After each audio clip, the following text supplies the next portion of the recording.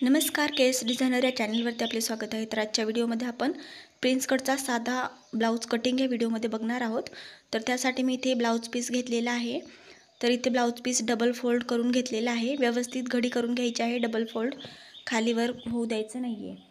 तर व्हिडिओला सुरुवात करण्यापूर्वी चॅनलवरती नवीन असाल तर चॅनलला एक सबस्क्राइब करून घ्या आणि व्हिडिओला लाईक सुद्धा करा। असेच नवीन व्हिडिओ तुम्हाला बघायला मिळत राहतील।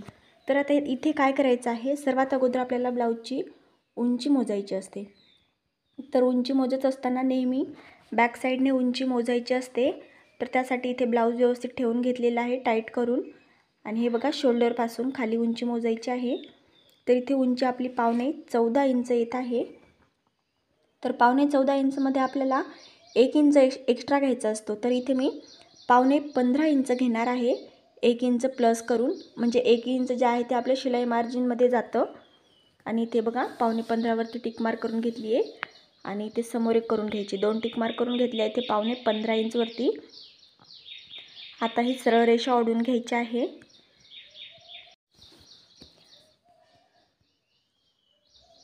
आता इथे आपल्याला काय करायचं आहे, गळा आणि शोल्डर मोजून घ्यायचा आहे। तर गळा आणि शोल्डर मोजण्यासाठी आपण काय करतो, अगोदर चेस्ट किती आहे ते बघतो। तर इथे ब्लाऊजची चेस्ट अगोदर बघून घ्यायची आहे आपल्याला। तर इथे बघा 11 इंच आहे।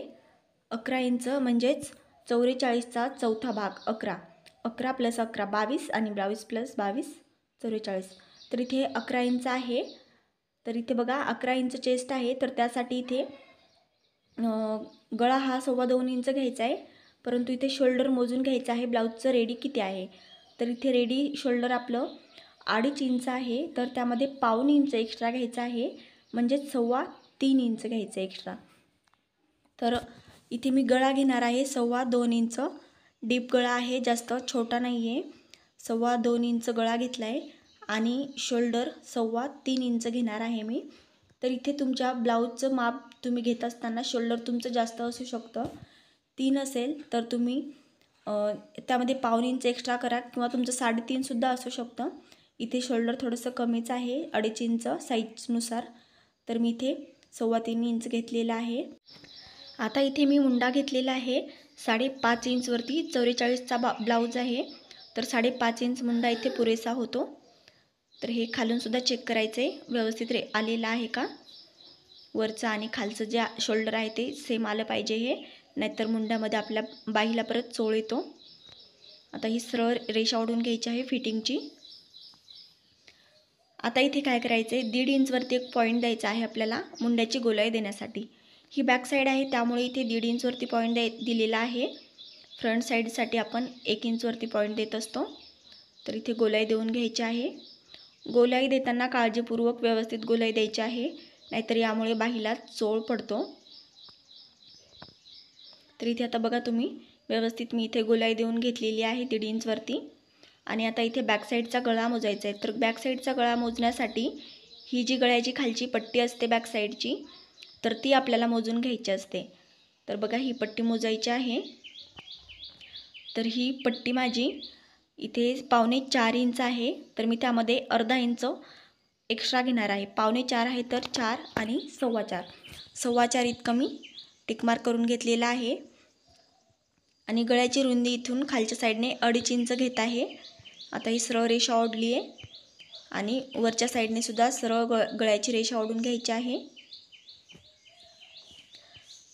आता इथे मी गळ्याला गोल आकार देत आहे।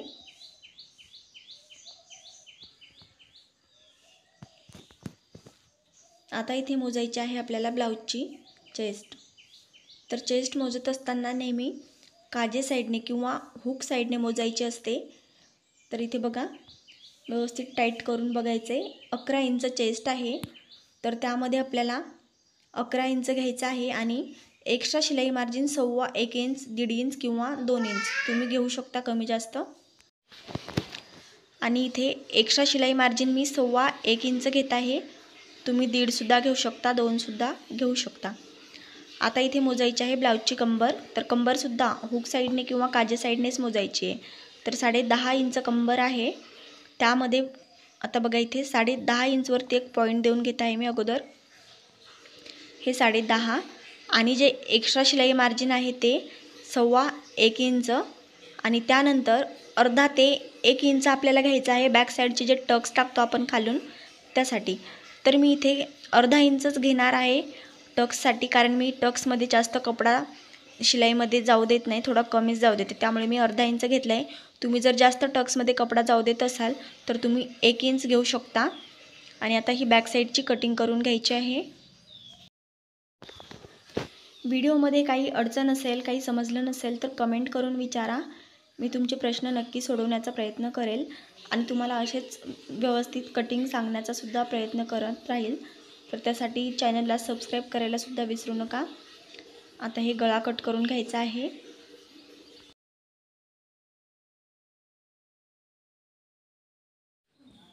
आता इथे बॅक साईड कट करून झालेली आहे आणि आता ही बॅक साईड आपल्याला या ब्लाऊज पीसवरती ठेवून घ्यायची आहे तशी. इथे आता आपल्याला पूर्ण टिक मार्क करून घ्यायची आहे बॅक साईडची खालच्या पीसवरती. फ्रंट साईडसाठी सर्व आहे तशी टिक मार्क करायची आहे.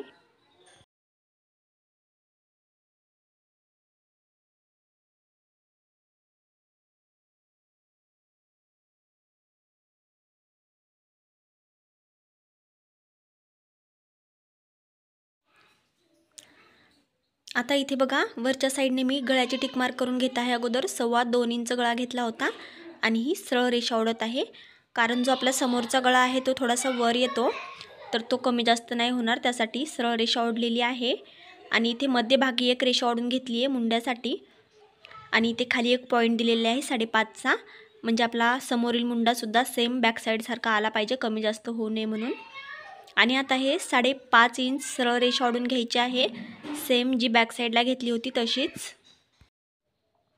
आता इथे ही रेषा सरळ समोर जोडून घ्यायची आहे आणि आता इथे 1 इंचवरती आपल्याला एक पॉईंट द्यायचा आहे मुंड्याची गोलाई देण्यासाठी, समोरील मुंड्याची गोलाई देण्यासाठी 1 इंचवरती पॉईंट दिला. आणि ही आतल्या साईडला एक रेषा ओढून घ्यायची आहे. अर्ध्या इंचलाही थोडंसं कमीच अंतर आहे, 2 पॉईंट इतकं अंतर ठेवून ही रेषा ओढली आहे मी. यामुळे काय होतं की समोरील जी बाई आहे ती आपली फिटिंगला छान बसते, बाईला चोळ वगैरे अजिबात दिसत नाही आणि अशा प्रकारे मुंड्याची गोलाई दिलेली आहे. आता इथे काय करायचे, 1.5 इंच एक्स्ट्रा आपल्याला वाढवून घ्यायचं असतं फ्रंट साईडसाठी. हा माझा टेप 1.5 इंचचा आहे, त्यामुळे मी डायरेक्टली टेप ठेवून रेषा ओढलेली आहे. तुम्ही इथे 1.5 इंच मोजून 1.5 इंच फ्रंट साईडसाठी एक्स्ट्रा घ्यायचे. आता इथे समोरील गळा मोजण्यासाठी ही जी आपली काजबटन पट्टी मोजायची आहे आणि जी काही काजबटन पट्टी भरते त्यामध्ये 1.5 इंच एक्स्ट्रा घ्यायचं असतं. तर इथे बघा 8.25 इंच आहे, तर त्यामध्ये आता 1.5 इंच प्लस करायचं आहे. 8.25 इंच पट्टी भरली आहे, तर इथे किती घेणार, 10.25 इंच. 1.5 इंच एक्स्ट्रा घेऊन 10.25 इंचवरती इथे मी टिक मार्क केलेली आहे बघा. आणि इथून गळ्याची रुंदी खालच्या साईडने थोडीशी 2.5 इंचच घेतली आहे समजा. आणि गळा सरळ रेषा ओढून घ्यायची आहे इथे आणि गळ्याला मी इथे गोलाकार दिलेला आहे. तुमची जी काही काजबटन पट्टी भरते त्यामध्ये तुम्ही 1.5 इंच एक्स्ट्रा घेऊन समोरील गळा मोजायचा आहे. तर इथे आता बघा शोल्डरचं सेंटर काढायचं आहे आपल्याला. तर 3.25 शोल्डर आहे, ते अशा प्रकारे टेप इथे हाफ करून घ्यायचं आहे आणि हे झालेलं आहे आपलं शोल्डरचं सेंटर. आणि सेंटरपासून टेप असा सरळ पकडायचा आहे, खाली एकदम सरळ येऊ द्यायचा आहे, कुठेही कमी जास्त नाही घ्यायचं. सरळ घेतल्यानंतर इथे सरळ रेषा ओढून घ्यायची आहे एक टक्स पॉईंटसाठी. आणि आता इथे मी टक्स पॉईंट देणार आहे बघा 10.5 इंचवरती. तर इथे 10.5 इंचवरती टक्स पॉईंट दिलेला आहे आणि टक्स पॉईंटपासून थोडंसं 1 इंचवरती सरळ रेषा ठेवली आहे आणि इथून असा प्रिन्स कटचा आकार द्यायचा आहे, याला हलकासा इकडे येऊ द्यायचा आहे. अशा प्रकारे आकार देऊन घेतला आहे प्रिन्स कटचा. आणि आता इथे जे आपल्याला कफची साईज ठेवायची आहे, तर मी इथे 1.5 इंच दोन्ही साईडने 1.5 इंच ठेवणार आहे बघा. या साईडने 1.5 इंच आणि अलीकडच्या साईडने सुद्धा 1.5 इंच, म्हणजे एकूण जो कप्स आहे आपला, तर ते एकूण कप किती 1.5 + 1.5 3 इंच होईल.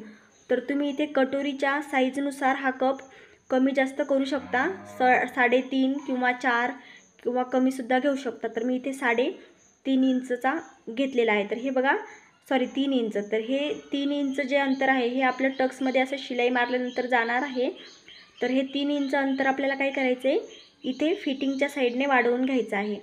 तर ही आपली फिटिंगची साईड आहे आणि इथे हे 3 इंच अंतर समोर वाढवून घेतलेला आहे आणि वरच्या साईडने अर्धा इंच वाढवले आणि हे 2 पॉइंट सरळ रेषेमध्ये जोडून घ्यायचे आहेत। तर कटोरी तुमची ज्या काही साईजची असेल त्याप्रमाणे तुम्ही हे कप्स घेऊ शकता, कमी जास्त करून व्यवस्थित बसू शकतो, काही प्रॉब्लेम येत नाही। आणि इथे अशा प्रकारे ही सरळ रेषा ओढून घ्यायची आहे। ह्या पॉइंटला मिळवलेली आहे ही रेषा आणि ही रेषा अलीकडच्या साईडला मिळवून घ्यायची आहे। आता हे खालच्या साईडने तिरकस दिसत आहे, परंतु हे जेव्हा आपण टक्स शिलाई मारणार आहोत तेव्हा सरळ मध्ये येऊन जातं आणि खालची जी साईड आहे ती खालीवर दिसत आहे ती पूर्ण एक लाईन मध्ये येऊन व्यवस्थित ब्लाउज फिटिंग मध्ये बसतो।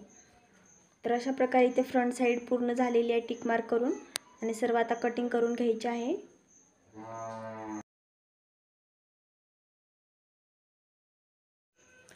तर हा मुंडाचा आकार बघा हलकासा आतून घेतलेला आहे, जे आपण तिरकस रेषा ओढली होती आतल्या साईडने।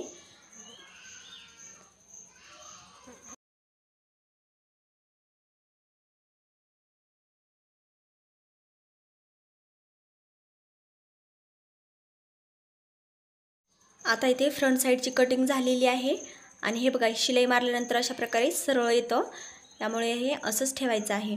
आणि आता काय करायचे, बाहीची कटिंग करायची आहे। तर बाहीची कटिंग करण्यासाठी हे डबल फोल्ड ब्लाउज पीस घेतलेला आहे मी। तर हे डबल फोल्ड आहे आणि याला परत एकदा फोल्ड करून घ्यायचं आहे, म्हणजे दोन्ही बाह्यांची कटिंग आपली एकदाच होईल। तर अशा प्रकारे 4 वेळा फोल्ड केलेला आहे, व्यवस्थित खालीवर होऊ द्यायचं नाही, व्यवस्थित फोल्ड करून घ्यायचं आहे। आता इथे आपल्याला बाहीची उंची मोजायची आहे। तर बाही व्यवस्थित ब्लाउज घ्यायचा आहे बेताचा आणि व्यवस्थित टाईटमध्ये बाही बघायची आहे किती आहे। तर इथे बघा बाही 6.5 इंच बाही आहे, तर अर्धा इंच आपलं वरती शोल्डरमध्ये शिलाई मारण्यात जाईल आणि बाकी आपल्याला 1 ते 1.5 इंच किंवा 2 इंच तुरपाई करण्यासाठी लागतं साधा ब्लाउज असल्यामुळे। तर मी एकूण इथे बघा 8.5 इंच घेतलेला आहे, म्हणजे 1.5 इंच बाकी तुरपाईसाठी लागेल खाली। आणि आता हे 2 पॉइंट सरळ रेषेमध्ये जोडून घ्यायचे आहेत। आता इथे ब्लाउजचा मुंडा मोजायचा आहे किती आहे।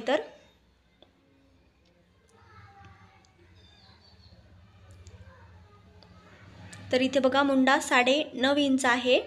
तर आपल्याला बंद बाजूकडून समोर अशा प्रकारे तिरकस टेप ठेवायचा आहे आणि इथे 9.5 इंच वरती टिक मार्क केली आहे आणि वरच्या साईडने 2.5 इंच वरती टिक मार्क केली आहे। आणि आता हे 2 पॉइंट आहे तिथे हा आकार द्यायचा आहे आपल्या बाहीचा, अशा प्रकारे हलकासा गोलमध्ये आकार देऊन घ्यायचा आहे आणि लगेच समोरील बाहीचा सुद्धा आकार देऊन घ्यायचा आहे। अशा प्रकारे या दोन्हीमध्ये अर्धा ते पाऊण इंचचा गॅप ठेवायचा आहे आणि आता ही बाहीची कटिंग करून घ्यायची आहे। वरचा आकार अगोदर कट करून घ्यायचा आहे नेहमी, खालचा आकार नंतर कट करायचा।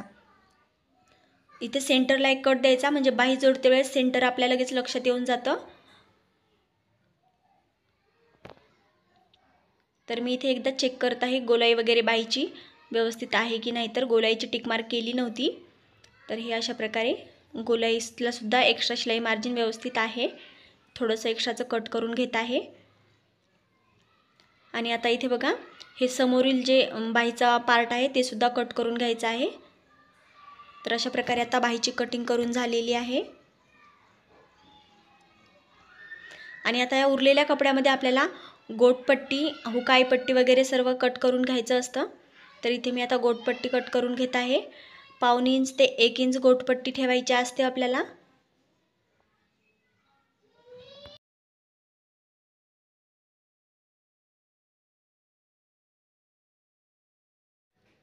आता ही गोटपट्टी कट करून झालेली आहे आणि 1.5 ते 2 इंचपर्यंत आपल्याला परत एक पट्टी कट करून घ्यायची आहे। बॅक साईडला आणि फ्रंट साईडला पट्टी लावावी लागते इथे, कारण साधा ब्लाउज आहे। आणि बाकी हुकपट्टी, आयपट्टीसुद्धा उरलेल्या कपड्यात कट करून घ्यायची आहे। तर व्हिडिओ कसा वाटला कमेंट करून नक्की सांगा। आवडला असेल तर चॅनलला लाईक आणि सबस्क्राईब करायला विसरू नका। थँक्यू।